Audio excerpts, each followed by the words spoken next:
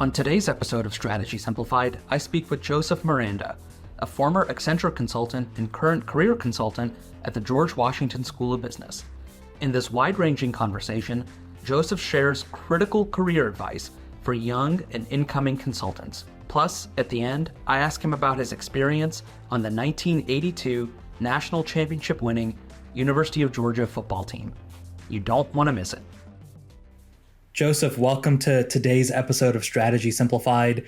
I'm so excited to be having this conversation in public. We've known each other for what seems like years and years, and I'm excited to bring some of our conversations out into the public forum for the benefit of hopefully the entire management consultant community. Where does this call find you today?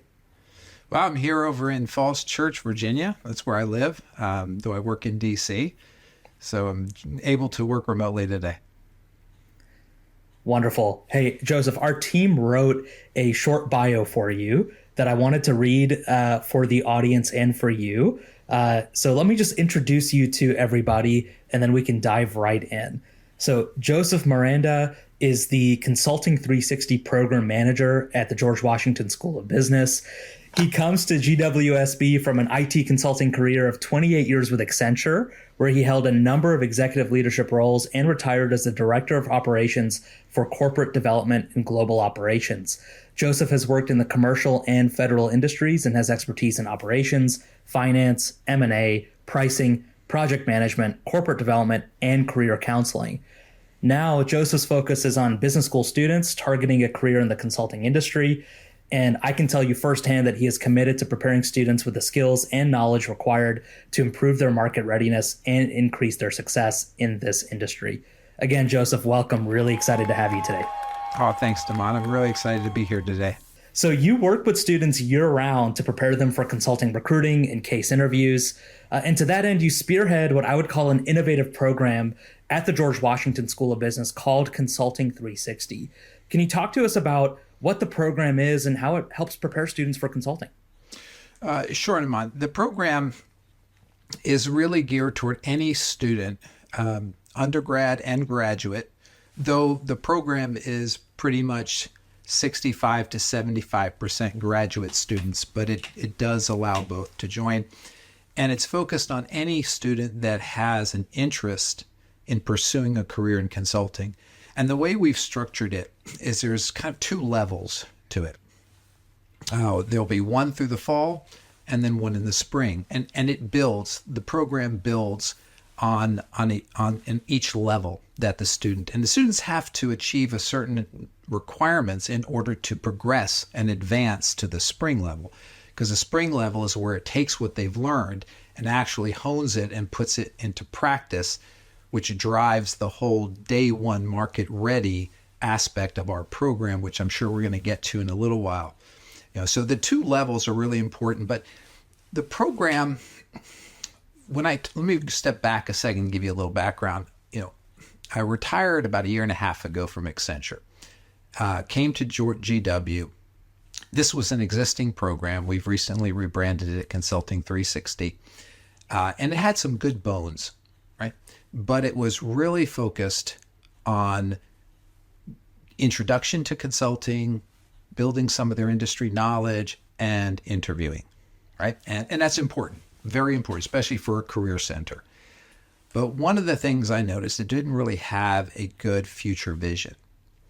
And it's very important to interview well and get a job. But from a company's perspective, when that student crosses the threshold and becomes an employee, it's a different world. There's a different set of expectations for the student. So what we really did is try to build on that. So the program is supported by 4 pillars. Just as 4 pillars support building, the program is supported by 4 pillars. The first pillar is increasing industry knowledge. That continues throughout, but we really do a heavy lifting on introducing the students and building their industry knowledge in that first fall semester. And we do that through a number of ways. Through workshops, we have industry leaders, many of them and most of them are alumni that put on those workshops that get them understanding a little bit about the landscape of management consulting, what areas of management consulting they could get into, right? They could get into strategy. They might get into operations, maybe technology, maybe the federal side versus the commercial side. So really introducing them to a lot of management consulting and what does it mean to be a management consulting. We also have workshops on building their analytical skills and how do you look at a problem? How does a consultant really take that problem and kind of figure out a solution? And we're very fortunate to have a former McKinsey partner do that workshop. So that's pillar one. That's increasing industry knowledge, very heavily focused in the first. Second pillar that we have is navigating career paths. And that's where there's a lot of one-on-one coaching I do with the students. The whole program is built so they can even navigate through the program, right? There's 40-something workshops that comprise really the first fall semester. So students that are really focused and know, well, I want this type of consulting role, or I want that type of consulting role, and I need help in this area, can even navigate through the program in a way that best suits them. So we try to meet the students where they're at. If a student has no idea, they can avail themselves to a plethora of courses, that we have and workshops that we have available to them. So that's navigating career paths. And also part of that one is really an important factor, but they have to advance in the spring to get this. We have pro bono internships. We had 10 of them last year, and they get a chance to really put into practice a lot of what they've learned. And I'd like to go in that in more detail in a moment, but let me finish the overview. The next pillar we have is really networking. Now they're networking throughout, right? They have industry leaders giving these workshops. They're going to get to interact with them, build a rapport with them, find out more about their companies and opportunities. We have a series I instituted for executive consulting speaker series. So we've brought in CFOs, vice presidents, entrepreneurs, and others to come talk to the students and tell them about their career path, whether they were alumni or not. Give them some stories about how they progressed up through their organizations, and also what is most important in those organizations today for students like them coming into the organization, and what do they expect, right, from them. So that's the networking is that third pillar. And then the fourth pillar is the interviewing and career prep. So that's all of the behavioral case interview. We do a lot of workshops, deep dives on that. We have former BCG alumni that do that, as well as former McKinsey. I do it as well myself. So I can do one-on-one with students in addition to the workshops. So we really help them on the interviewing. But then that's that career prep as well.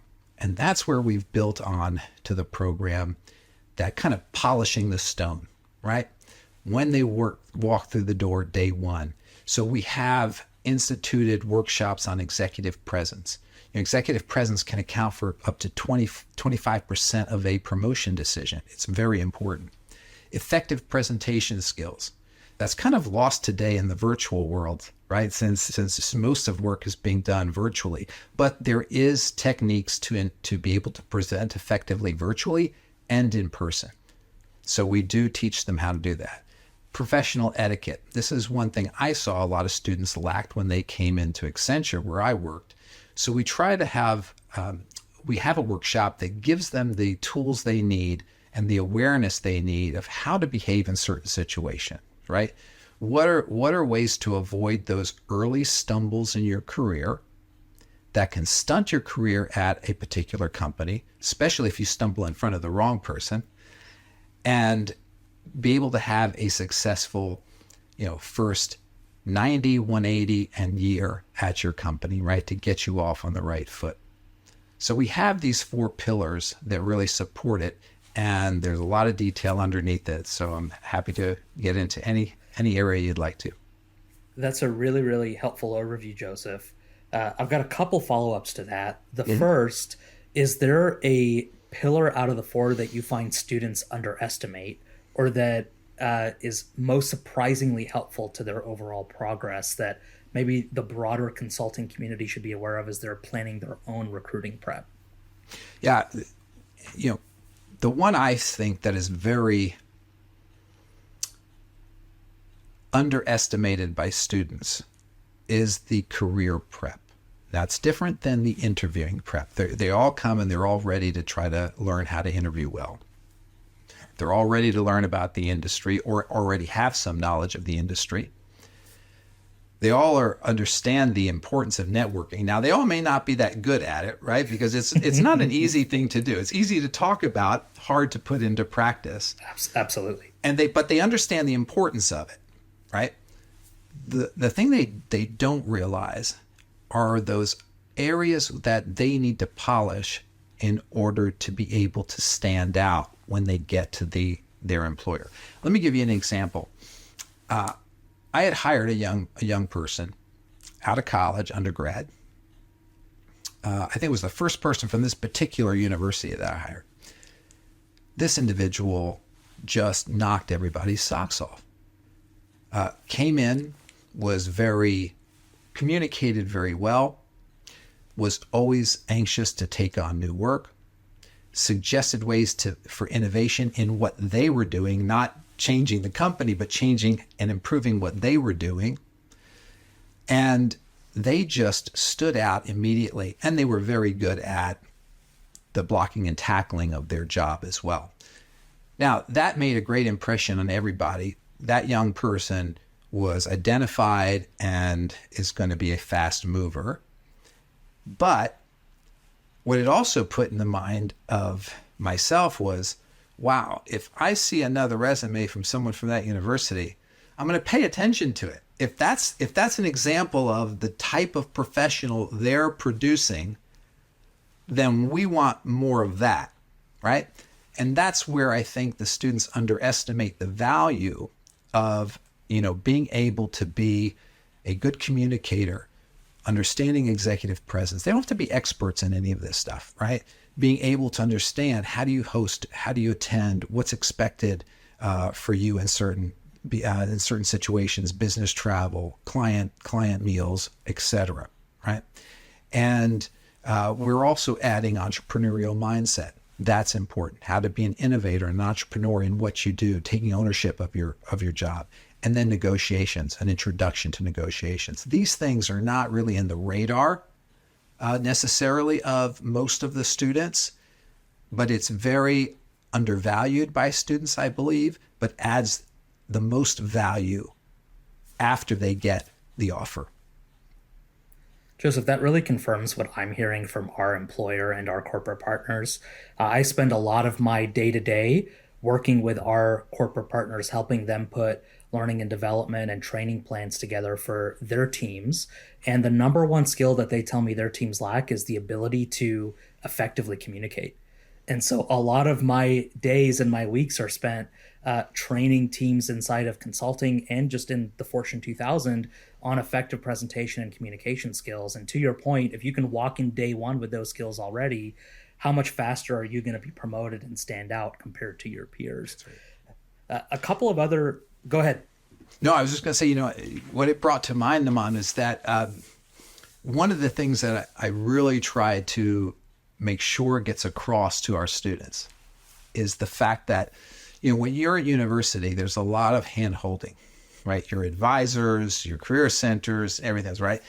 And I try to very much impart to them that when you walk into the door of your new employer, there's nobody waiting to put their arm around your neck saying, I got you covered. Your promotion is going to be in this many months, and here's what you have to train on, and here's what you've got to do, and I'll tell you what to say. No one's waiting for you. And just as much effort you put into finding a career and getting and securing that first job, you're going to be doing in a different way throughout your career. You're going to be networking to get your next assignment. You're going to be networking to build a stronger sense of mentors that help train you and teach you and advise you that will last you a lifetime, right? So yeah, it doesn't surprise me that you hear a lot of that. So there's something else I'll get to later, I'm sure, but go ahead. You were going to say something. Well, I was going to ask you, the other two pillars that you mentioned outside of the presentation skills were executive presence, and then you also mentioned etiquette. And Let's start with executive presence. I think a lot of people have their own definition of what executive presence means. So, how do you define it? And then, how do you specifically help students build that? Yeah. So, like you said, there are lots of definitions everyone has, right? What I try to communicate to the students is there are different characteristics that communicate executive presence. And the importance of that is a company may have a company view, but within the company, you have leaders that have their own view of executive presence, right? We've all worked with different leaders and they're not the same, but they have executive presence, right? So it's interesting, right? They have whole different styles. It's not like robots that they all show the same characteristics as executive presence. They can maintain their true self but they have a different way of approaching situations, right? So it has a lot to do with your demeanor, right? Are you confident? Do you exude confidence? Can you influence? Now, there's lots of layers to this. We can't train them to be perfect in it, but do you demonstrate that confidence? Are you a good listener? I mean, that's a key in consulting. I've got a great story I can tell you if you want later, but are you a good listener, an active listener, right? What's your brand, right? How do you come across? You've heard the old adage, right? Dress for the level you want to get to. And there's lots of folks say dress for the level above the level you want to get to, right? But there's something to that. I mean, you don't have to go out and buy the most expensive wardrobe, but you do have to be professional, right? You do have to show up to meetings on time. You do have to have your video on when you're at meetings. You can't get flustered in stressful situations. You need to be able to respond in a positive way. You're not faking it. We're not telling you to lie, but you have to be able to deal with tough questions, stressful situations. You have to be able to lead a team during very difficult times, whether there is a delay in the project. You have to be able to help determine what are the cause of issues in a calm manner without accusation, finger pointing, yelling, screaming, all of those things, right? So if you have all of those kinds of features or characteristics, you're going to demonstrate a strong executive presence, right? It looks different for everybody because we all have a different way of approaching it, right? And I always consider myself in leading teams as the chief obstacle remover, right? That was my role. If my team had an obstacle in their way, I needed to remove it so they could do their jobs. And I gave them the autonomy to do their jobs, and they knew what was expected of them. But it comes with clarity of what their role is, right? Making sure that you're there to clearly define it and be responsive to them. I think that's one of my favorite definitions of leadership that I've heard. Chief obstacle remover. I might have to steal that. But I 100% agree with you that good leaders have that in common. And the thread that I was following and picking up on as you were describing executive presence is just a well-rounded competence. And I think the confidence that you mentioned early on in your description of executive presence comes from a confidence in your competence and that you've been trained to do the work that you're doing. And it sounds like GW is doing a really good job of giving students that competence, which then leads to that confidence. Yeah. And here's another thing, that leads to that contributes to that if they start off well. Remember what I talked about, right? It's at GW, right? These programs, Consulting 360 being one of them, are industry-focused programs to build well-rounded day one professionals. So what does day one market-ready professionals mean, right? Well, part of contributing to that and part of contributing to building that competence is one of the things I tell the students, I say, build a skyscraper. Now, this sounds a lot like Be a Goldfish from Ted Lasso, but it came way before Ted Lasso, so I didn't steal the concept. But I tell them, build a skyscraper. And what do I mean by that? If you're ever in New York or San Francisco or Chicago, any big city, right, with big tall buildings, they dig really deep first, don't they? Before they start building floors. Same thing I tell them. You need to dig your foundations deep, learn your trade, learn your company's services offerings, build your mentor group. Right? Be the best you can be and learn. And when you're new, you have a certain number of months, maybe 3 months, where you can ask any question. Don't leave a question unasked that you don't know. You build that foundation deep and strong and well, you can build floor after floor and go as high as you want in your career, right? And that's where when you have that confidence and that knowledge, when you have that knowledge, that big, deep well of knowledge, yes, you're going to be confident in what you know, and you're going to be valuable and contribute to any discussion. I think that's also motivating for folks when they're in the foundation laying phase of their career, is that it's not just laying a foundation for the sake of laying a foundation. It's so that you can build on it for decades and decades to come. And the deeper the foundation goes, like you said, the taller the building rises. That's right. We'll be right back after this quick message. There's only one true way to build consulting skills, and that's to work on a consulting project. Makes sense, right? If you want to add killer experience to your resume and prepare for life in consulting, join the next strategy sprint, taking place November 4th through the 10th, 2023. What is Strategy Sprint? It's a 1-week virtual consulting project where you work in a team of 6 directed by an MBB consultant to solve a strategic problem for a real-world business. We're running an early bird special. If you join Strategy Sprint between September 29th and October 6th, 2023, you'll receive an early bird discount. Click the link in this episode's show notes to learn more and to join. There are limited spots available in Strategy Sprint, and we'd love to have you join. Is there another example, Joseph, of a day one market ready professional and some of the characteristics that they exhibit, maybe some characteristics that we haven't yet discussed? Yes. So part of the program, especially for those that advance to the second tier, the second level in the spring, right? There's a number of things we do that gets to what your exact question. One, we pair every one of them up individually with an industry mentor.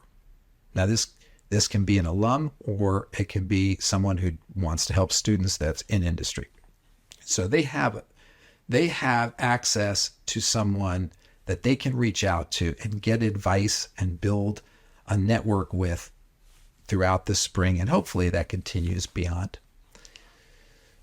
Secondly, that's where we have that speaker series, the executive speaker series, so they get to hear firsthand and they get to network with those individuals as well. You don't get often at that level to be able to have a conversation with someone in the C-suite of a company, right? So that's valuable. But the biggest thing is now they've had that fall, they've had all those workshops. The spring, they get paired up with mentors. They're going through all of that executive presence, effective presentations, professional etiquette, entrepreneurial mindset, etc., negotiations. Then they also take part in pro bono internships. And that's where they put it into practice, and they run it. There'll be a project manager, a student project manager. I'm always here as a sounding board, as kind of, oversight if they need anything, chief obstacle remover, right? But they're the ones that set the cadence of calls with the client. They build the deliverables and presentations to the client, and they deliver the final deliverable to the client. And I've been real fortunate to kind of sit in on those final deliverables. And, when you give someone, well, first of all, it takes a lot of time to match up the right people to the right project. But assuming you do that well, it's amazing how they put into practice those things we've taught about. Are they perfect? No. But boy, are they, do the clients find them remarkable?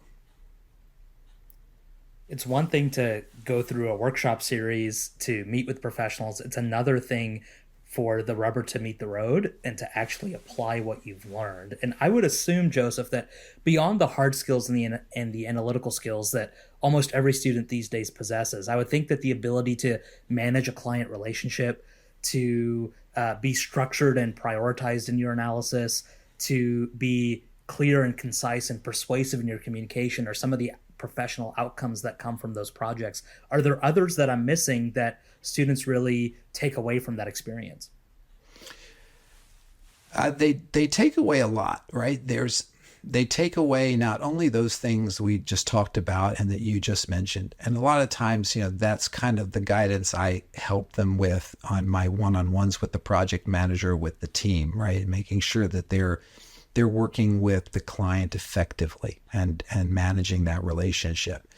And I check in with the clients periodically, just make sure they're happy and how they feel with it. But also, I do like when the students find a difficult challenge in the project, because you learn more from kind of those things that are the hardest than you do for those things that seem to be easier, right? And you learn also how to deal with managing multiple, juggling multiple balls, right? Because they're students. They've got their full-time academics. They're also doing a pro bono project. They're also attending workshops. And they may have extracurricular activities. Some of them are athletes. Some of them are presidents of clubs. So they're learning a lot about what it takes to be a consultant. And one of the things I always communicate to them, especially when they seem to be a little frustrated or in how to deal with, managing multiple competing events at the same time, is I try to tell them, look, you're experiencing exactly what consultants experience, because not only are you going to have your project, but you may be assigned an internal project that you have to work on. You may be called in to advise a team in another project. You're going to have to learn how to juggle and manage that. And I help them develop those skills, right? So those are things that come out of these experiences that I think are more valuable than sometimes the credit hours they get on just taking a course. Is there an example you can share, or one that comes to mind, of real world client impact that one of those projects has wrought? Sure. I can't go into extreme detail about the project, but one of our teams a year ago did a project for a well-known company. It dealt with infrastructure, and I believe they were looking at a kind of mid-Atlantic area county in a state in the mid-Atlantic, and looking at developing light commuter transportation, et cetera, right? And they had come up with an approach and an analysis and a recommendation that the company actually took and is building a business off of. Wow. Right? And it's implementing that. That's one. Another is we had this past spring a group of students helping out on a social media strategy for a fairly new company. And fairly new companies run by entrepreneurs are, run by them and their family members, right? So it's really hard for them to do it. So the students did an amazing job analyzing the data.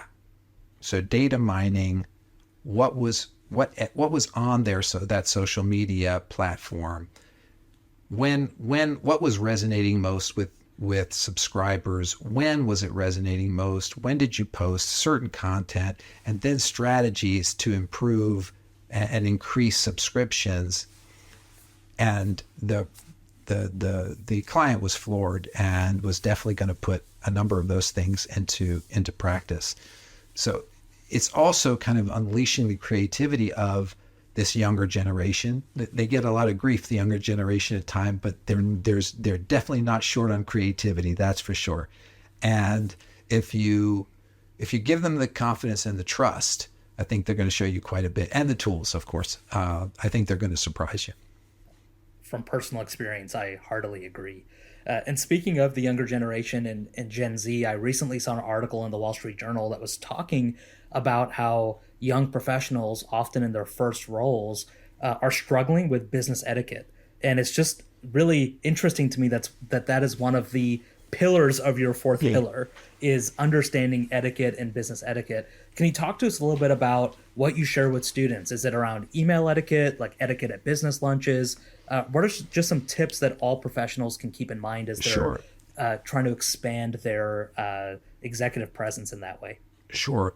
Well, all of what you just mentioned, for sure, right? There's, one, etiquette on, how do you function within the office, right? We all have experience. We've seen good examples and bad examples, and I share that with them, right? We're in a environment today where, when I first started out, there was no such thing as casual dress days. We were all in white shirts, suits, ties. That was it. We couldn't even bring a McDonald's bag with the logo into the lobby, right? We'd have to eat outside if the McDonald's. That's going back 30 years, right? So it's a lot different. So, but that doesn't mean if you have casual, doesn't mean you come looking disheveled, right? So, making sure you have a crisp shirt, or it's clean, ironed, so forth, right? No one's asking you to spend a ton of money on a wardrobe. It's just looking the best you can. That's one type of thing. Business travel, right? If you're traveling by yourself or with a team, one, you're representing the company while you're on that trip. So you need to make sure that you're behaving as a representative of the company, right? That means treating desk agents at the airport kindly, even when you're frustrated with delayed flights. It means you're obviously treating the client appropriately, but you're behaving as a representative and ambassador for your company. That's another area. Oh, email etiquette. We could spend a whole hour talking about email etiquette, Ahmad. But one quick thing I do try to import. One thing I do impart with this particular topic is, in my experience, if you're sending an email back and forth, and a lot of students today are very comfortable with texting and, not talking face-to-face or virtually face-to-face with someone. If you're sending an email back and forth and you've sent at least 2 emails and there is a misunderstanding or confusion, stop. Get on a call with them, whether it be a virtual call or a cell phone call, or walk down the hall to their office. Just stop, because 98% of the time they're just misreading what you wrote. You may not have wrote it clearly, or they're just taking it a different way. And it's easy to clear up with a great relationship between the two. If you keep going with these emails, it's going to get worse and worse and worse. That's another. But then also, when you're hosting meetings, there's, you have to have an agenda. I can't tell you how many times I was on meetings where it just seemed to wander and say, why are we here? Right? First of all, don't call a meeting if there's not a purpose. Second of all, have an agenda, follow the agenda, be very clear, engage everyone that needs to contribute to it, have an objective for the meeting, and end the meeting once that objective is met. You don't want to have loose ends there. Right now, of course, there might be if someone can't attend, etc. So there's, those are, and then again, the dinners, right? If you're going out with clients, it could be a formal or an informal. If it's a formal, there's a very, the biggest thing that kind of scares folks that are not used to more formal settings is, okay, I'm going to wait to see who takes the water because I don't know what side it's on, right? Just something as simple as that. So I share with them the BMW approach, right? Bread, meal, water. Just think of the car BMW when you sit down. If that's all you remember, don't worry about the forks and stuff. Just bread, meal, water, right? Simple. But also, you've got to, you've got to also understand when you're traveling with maybe your boss or with team members, and there's different philosophy on this, right? Is that when you're traveling, it's work, right? You're not just always watching movies. There's a time for doing that, but you're not just always watching movies or playing video games on your phone. It's better to get work done, right? You're there on business. That's what you're being paid to do. There's lots of prep work to, before you land and you get to your destination, or whether you're on a train. So use that time effectively to work. And it demonstrates your commitment to the project, to the company, when you show that you're doing that and you're not just worried about, getting a soda or something else, right? So those are the kinds of things, just a sampling of what we try to get into. And then I give, every one of our workshops, Naman, has some type of involvement from the students. So it's never just a lecture. It always ends with some kind of case, right? Or getting them involved with, how would you handle this in this situation, right? From a standpoint of etiquette, as we're talking with. Or is this an example of executive presence, or is this one an example, and why, right? So it's very active, not just passive, right? They have to be involved. They have to think through what they're hearing and what they're learning, and try to really internalize it. We haven't discussed this topic before, but our guidance is very, very much aligned. Those are some of the same things that we're sharing inside of our corporate trainings, inside of our trainings with our university partners. And it's amazing, even professionals who have been working at the top of their field for 10 or 15 years, sometimes they just don't understand the effectiveness of short, structured, clear meetings, and how to send an email that's going to gain the buy-in and motivate the action and align the team in the way that you need it to. And these are just some of those really basic skills that end up being not so basic when you're in the real world. That's right. And also, what I'm starting to also help the students realize is when they enter the workforce, and this is part of etiquette, that they're in a virtual world for the most part, and they're going to be working with team members across the globe.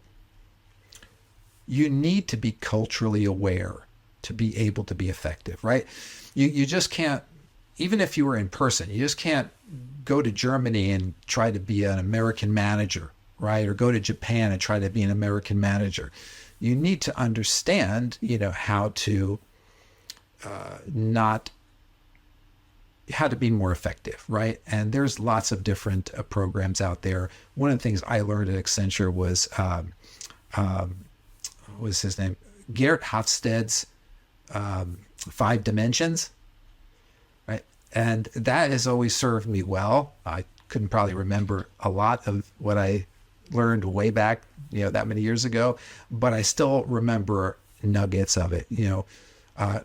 I remember one time when I was in India, and we met with the entire development team, and the leads were communicating and the team members weren't. But if you talk with the team members individually, you got a lot of great information. Well, because they were not going to, they had the respect for their lead to be able to communicate to the project lead, right?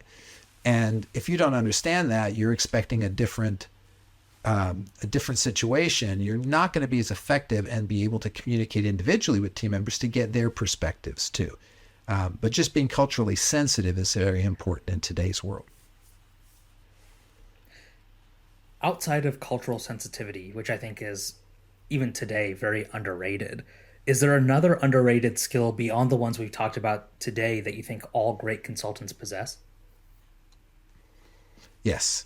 And this changes as you progress up, but since we're talking about focusing on the university students, I'm going to keep it at that level.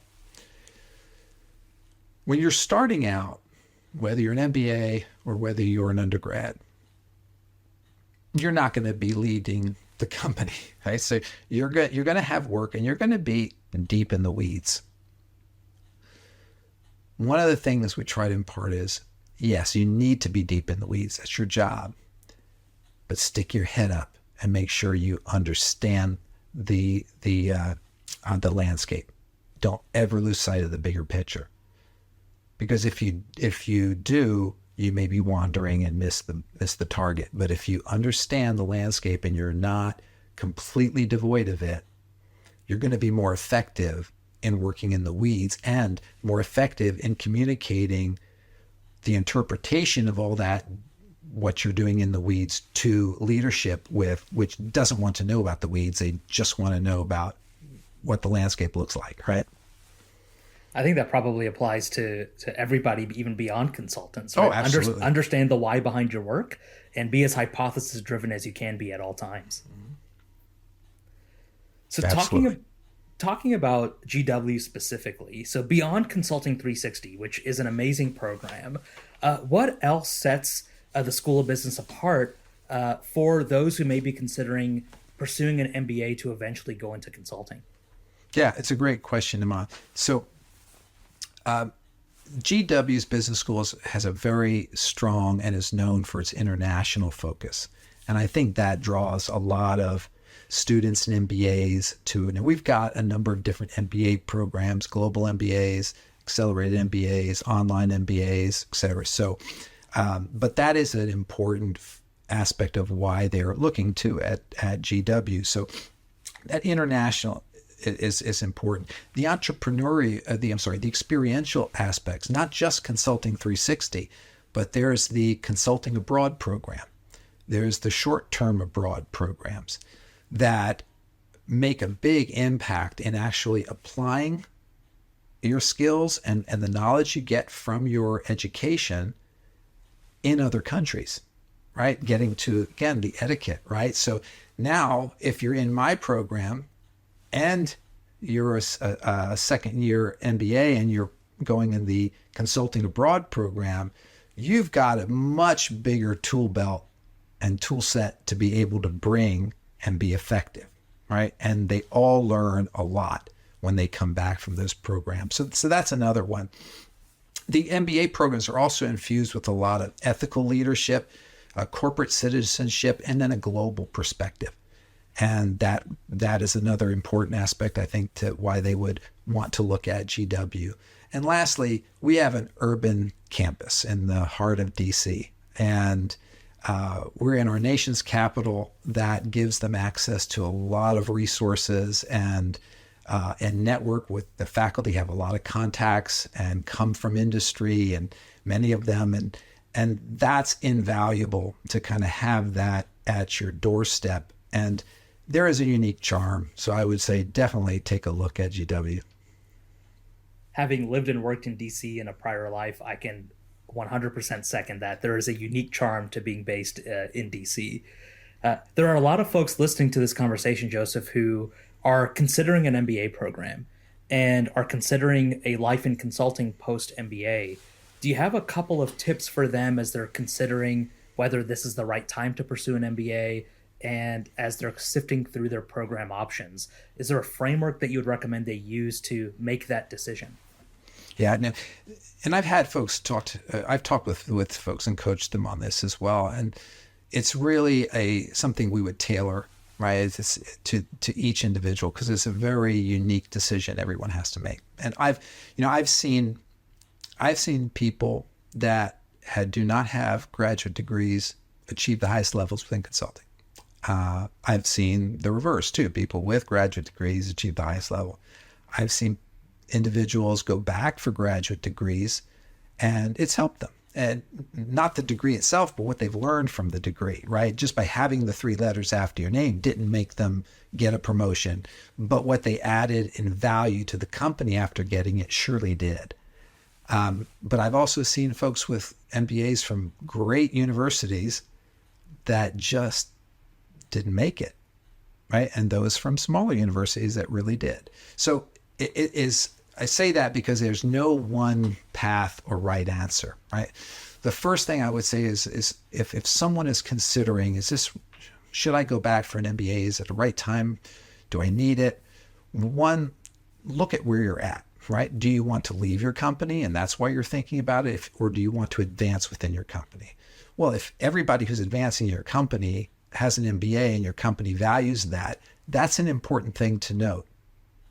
And if that's the case, right, or if it's the case that you think you need an MBA to be able to get other positions outside of the company, if you want to leave your company, okay, fair enough. Then this might be the right time for you to get it. But you have to assess where you're at, if it's the right, if it meets your career goals first. Secondly, are you committed and do you have the time to accomplish it? Right? And which kind of program or which university affords you the right delivery method, right? Do you want to do an executive program, an accelerated program? Do you want to do a full-time program, online? What meets your particular needs? Of course, cost is another important aspect to it. And then the program's culture. Every program is going to have a different culture, just like a company. Where do you fit best, right? So I think they would need to answer those questions for themselves. And then the right universities will sort of filter through. If they're truly self-aware and making sure they're honestly answering those questions, they'll decide if they need to go back or they want to go back, and then where's the best home for them, and based on their particular situation. Lots of wisdom there. Thank you, Joseph. You're One of our traditions here at Strategy Simplified is to end our conversation with a couple of personal questions. Sure. And I learned something about you preparing for this conversation that I did not know, and that is that you were on the 1982 championship football team at the University of Georgia. And so I have to know, can you talk to us a little bit about that experience and maybe a favorite memory from that year? Oh, we're going back 41 years now at the WAD, but there are definitely memories I have, a number of them, but there are really two that really stick out as something memorable. And I'm looking at a picture in my office here of one of those times. But the first one would be the very first game my very first game at Georgia was the first game of my first year. And it was we were playing the defending national champions, Clemson Tigers. And you remember William the Fridge Perry was on the team. Future, went to the Chicago Bears with one of my teammates from Georgia and won the championship there in '86. It was the first game in Sanford Stadium at home. It was the first game of the season, so it was televised, the first college game to kick off the season. It was a night game, and it was the first time in Sanford Stadium that they had lights.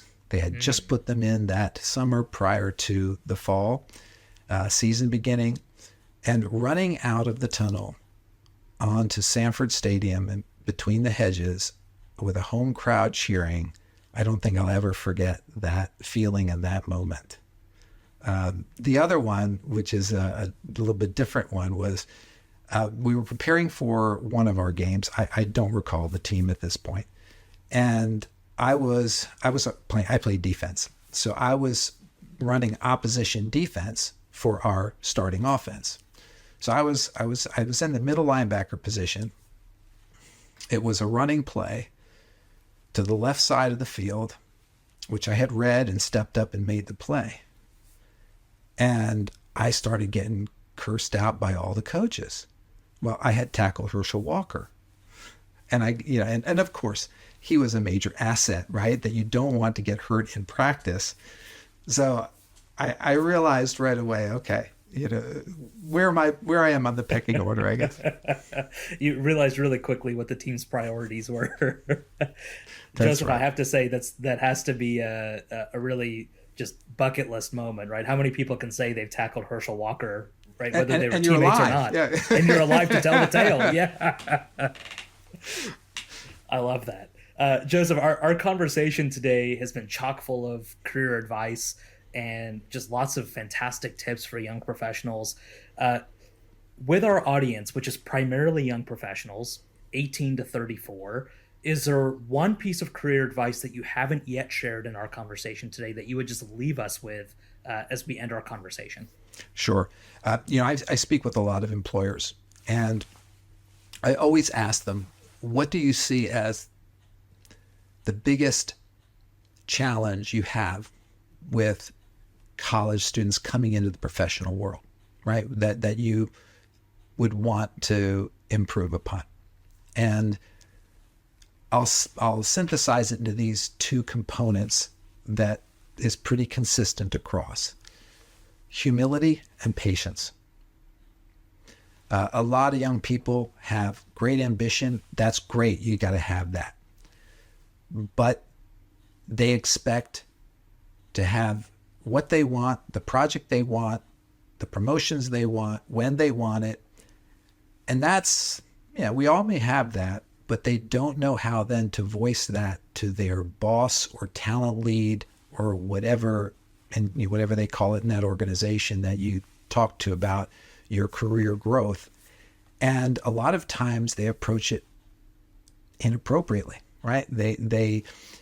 So I would say, as things that I haven't already talked about, that you need to really be humble. That doesn't mean you can't be effective. Speak up, be innovative, but be humble in that, you're going to be assigned a project. You're not going to necessarily have a choice all the time on what project you're going to be assigned to, but accept it, learn from it, do the best you can, shine there. If that's not where you want to be and you want to navigate somewhere else within the organization, that is perfectly fine. But there is a right way and a wrong way to be able to raise those concerns. And the right way may get you there a lot quicker, right? Another thing we try to teach our students, but I would leave that with your students. And I would like to emphasize that, build a skyscraper. Joseph Miranda is a senior career consultant and the Consulting 360 program manager at the George Washington School of Business. He joins us from his office in Falls Church, Virginia. Joseph, thank you so much for joining us today. Oh, my pleasure, Naman. Thank you so much. Thanks for listening to today's episode of Strategy Simplified. If you enjoyed today's episode, please rate, like, subscribe, and review on Apple Podcasts or Spotify. We need your help to tell the algorithms that this podcast is useful, entertaining, and beneficial. Help us get Strategy Simplified into the ears of more listeners. Thanks in advance, and we'll see you next time.